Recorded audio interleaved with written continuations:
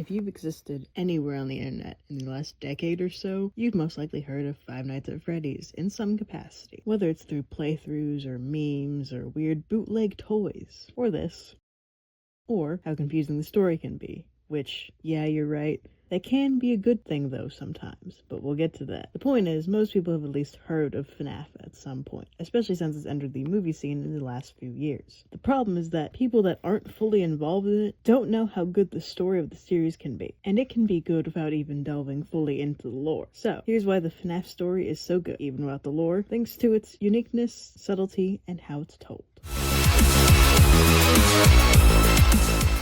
Fnaf is unique.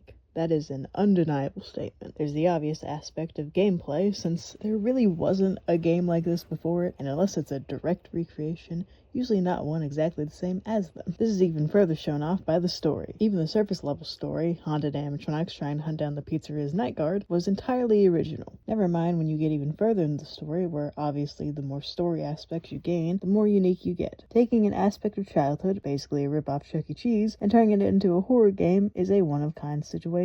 Then you go further with the hauntings and the implied extra lore and the world building, and it accumulates in an insane and entirely original experience. It's creative and interesting and unique. This is further helped by the fact that the story, at least what can be gotten from the surface, is relatively simple. Nicholas Pasillo from Screen Rant in 2020 says, "It is the simplicity of the concept that helped give the series popularity. That combo of simple but unique truly aids the Fnaf story. You will understand it, and you will never know anything else like it. Fnaf is unique, and even with the things directly based off of it existing, there really is nothing like it. Nothing else can have a story like Fnaf. Master Beef, yes I know, it's a 2014 game series, I'm going to be quoting some weird people here, from the top 10s in 2019 says, "Nowadays, there are thousands of copycats running around doing the same thing, the same way that Five Nights did. But when it first launched, it was 100% different." The bit in that quote about the copycats is another thing I'd like to mention, since it adds depth to how unique Fnaf and its story is and was. Fnaf had such a unique concept and story, to the point that it gained an entire community committed to just making fan games of it, and helped create the mascot horror genre as a whole. The thing about Fnaf's story is that it uses subtlety to its advantage. Starscream 1998 from Fandom.com, when asked what they liked best about Fnaf in 2016, said, "The sheer interpretive nature of the lore allows for many reinventions in fan games, comics, etc. It is truly a marvel." That quote explains one of the reasons that the subtlety of the story makes the stories so good. It's up to interpretation. When things are up to interpretation, but solid enough that there is a cohesive story there to go off of, people get creative. That creativity breeds even more creativity. Basically, the subtlety allows for many interpretations, which can make the story better if fans get particularly creative. It can also allow the story to more easily change if it gets continued, which is good for keeping things mostly consistent, which you want to do with a more than decade-old series. Stories that spell everything out aren't very fun or exciting to engage with, so having subtlety like this makes it fun and allows you to discuss things and try to solve mysteries, which makes the story better. Does this subtlety make it hard to understand the story sometimes because there's not always a solid answer? Yes, but sometimes you have to take a negative, there's more positives that come out of it. This whole thing also additionally helps add to the horror aspect of Fnaf, fear of the unknown and all that. Not directly story related, but you can't have a Fnaf story without horror, so it's connected. One of the greatest aspects about Fnaf's story is the way that it's told. To get across your story, you have to tell it in, at the very least, an interesting way, which Fnaf very much does. The thing about Fnaf is that there is a limited amount of the story that is directly just told to you, and what is directly told to you is done in a very interesting way itself. But then there was the bite of 87.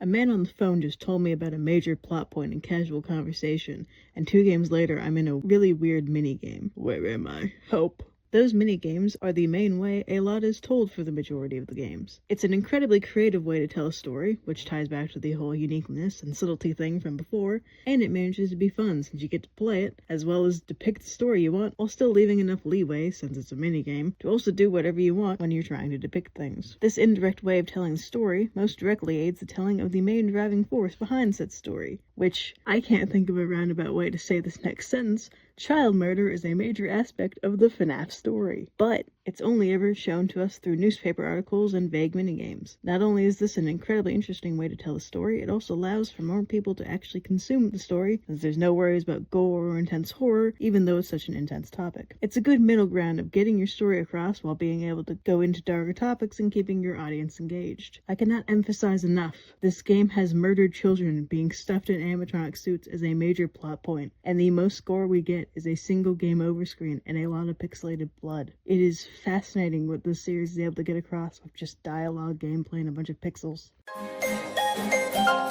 The truth of the matter is, Fnaf has had an insane impact on gaming, fandom, and the internet as a whole, and a lot of that is because of the story. The story of Fnaf is told in such an interesting way, and manages to be so unique and subtle at the same time. For as hard as these traits can make it to solve the actual story, it is ultimately worth it in the end to experience the story of Fnaf in some way, and see what makes it so great. In the words of Phone Guy. See you on the flip side.